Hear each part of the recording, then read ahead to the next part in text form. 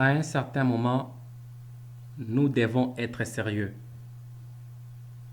Si nous voulons que les autres nous prennent au sérieux, nous devons commencer par nous prendre nous-mêmes au sérieux. On ne peut pas comprendre. En tout cas, on ne peut pas comprendre comment on gère une structure telle que la FECOFA. On sait très bien qu'on a un match trop important. Je répète, un match hyper important.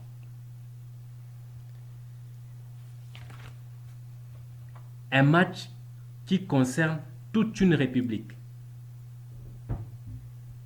Et à un mois de la rencontre, il y a encore des joueurs qui n'ont pas de passeport de service. Qui dit gérer dit prévoir. Qui dit gérer dit prévoir. Vous savez très bien qu'obtenir les passeports au Congo, ce n'est pas si facile. Depuis le mois de décembre, vous savez très bien, non, depuis le 22 janvier, vous connaissez directement l'adversaire et vous avez même la date de la rencontre. Au lieu de se concentrer à réunir tout ce qu'il faut, administrativement parlant, mais il y a encore des gens qui rêvent, qui arrivent au bureau le matin, au lieu de commencer à traiter les dossiers afin d'être payés à la fin du mois, mais ces gens commencent à se concentrer sur des copes afin d'avoir des copes d'argent. Je m'explique très bien pour que vous me compreniez, chers internautes. Quelqu'un qui est payé à la FECOFA pour se concentrer à traiter les dossiers de tous les joueurs. Qui dit traiter les dossiers dit se rassurer que le joueur est en ordre pour le transfert, le joueur est en ordre pour jouer ici, les joueurs doivent être transférés. Est-ce normal ces transferts, oui ou non? Non. Un tel monsieur qui est payé par la FECOFA arrive le matin au bureau et commence à se demander qui pourrait lui donner des pots de vin. Et il prend tout son temps et son énergie, il investit dans des pots de vin. Pourquoi je vous explique tout ceci? Tout simplement parce que on ne peut pas comprendre et il est extrêmement inadmissible que vous ayez un match important. À un mois, vous avez toute une ribambelle de joueurs qui n'ont pas de passeport de service. Et il y a même des gens qui s'expliquent pour nous dire que ce n'est pas de notre faute parce que le passeport de service s'est livré au ministère des Affaires étrangères. On ne refuse pas. Comment le ministre des Affaires étrangères, lui, dans son bureau assis climatisé, saura qu'il y a un joueur binational qui se retrouve quelque part en Belgique, en France, en Allemagne, qui a besoin d'un passeport de service pour venir jouer? Si la structure qui doit gérer existe, qui doit suivre le dossier existe, même alors, même si vous nous dites que vous avez déjà inséré le dossier, vous avez déjà commencé le dossier au ministère des Affaires étrangères, on consent. Vous commencez un dossier, vous déposez un dossier que vous ne suivez pas, vous ne faites pas de suivi. Comment pensez-vous que ces dossiers seront traités sans suivi? Même vous, un bon manager fait le suivi de son travail. On vous charge le management de dossiers des joueurs, locaux, binationaux ou quoi que ce soit. La simple tâche à faire, c'est que lorsque vous posez un acte, rassurez-vous de faire un suivi de ce dossier quand même. Mais non, là on se retrouve avec des joueurs importants qui n'ont pas de passeport de service, qui si jusque le mois de mars n'en ont pas, c'est qu'ils ne seront pas convoqués par le sélectionneur. Et certains d'entre eux pourront même changer d'avis. Parce que vous vous rappelez du joueur qui avait connu du vol à Kinshasa. C'était quel joueur déjà? Si je me rappelle bien, il y a un joueur qui avait perdu ses dossiers à Kinshasa. Quelque chose de genre. Michel Kell.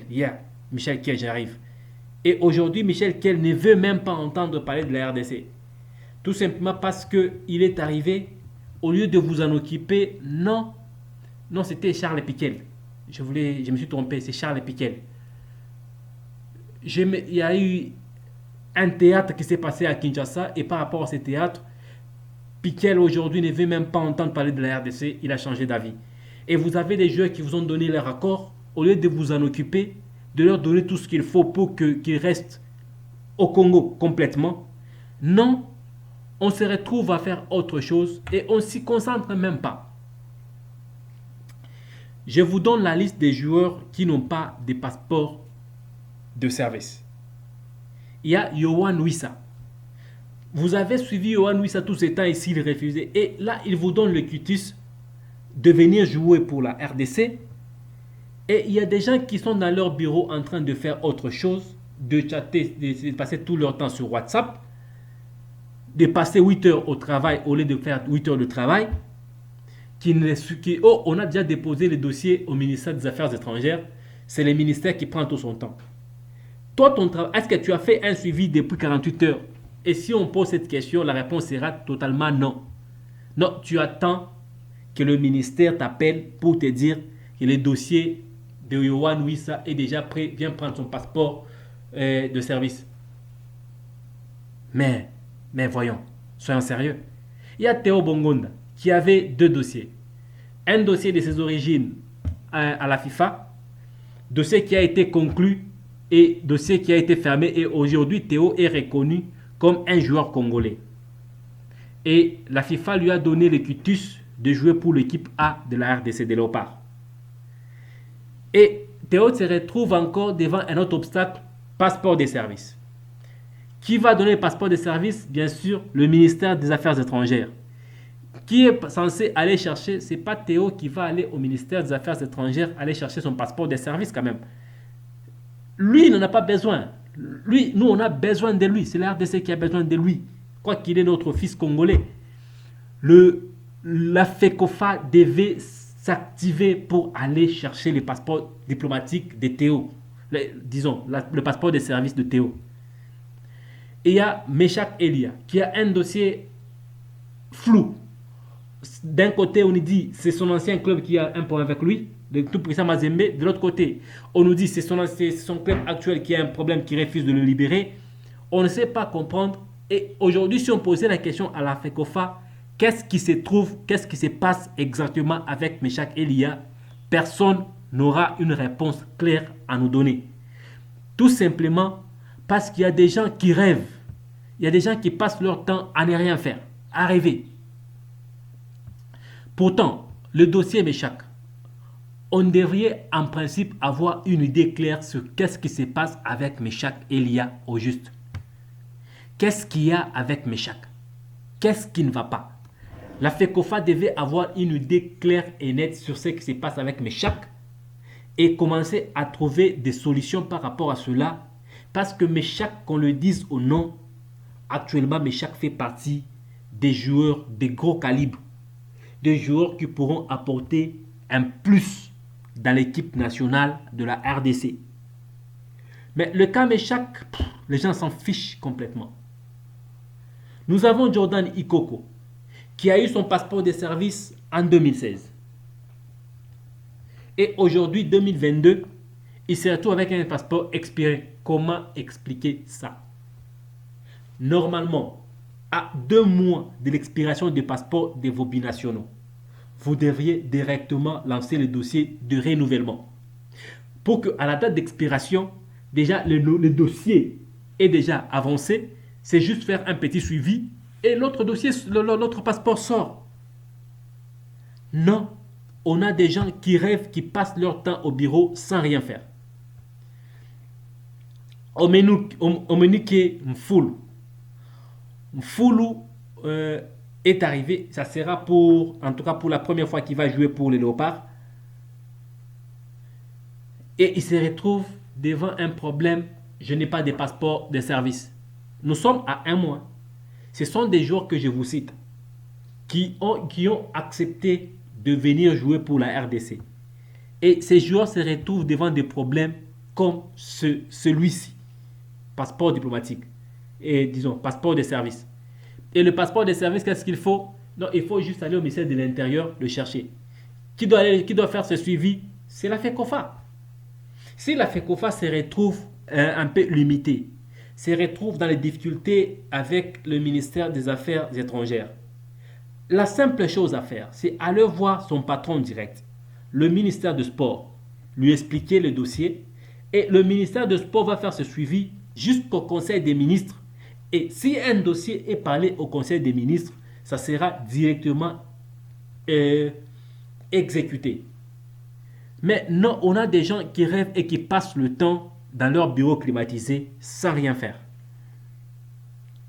Au-delà de ça, il y a des problèmes à régler, c'est qui est sûr.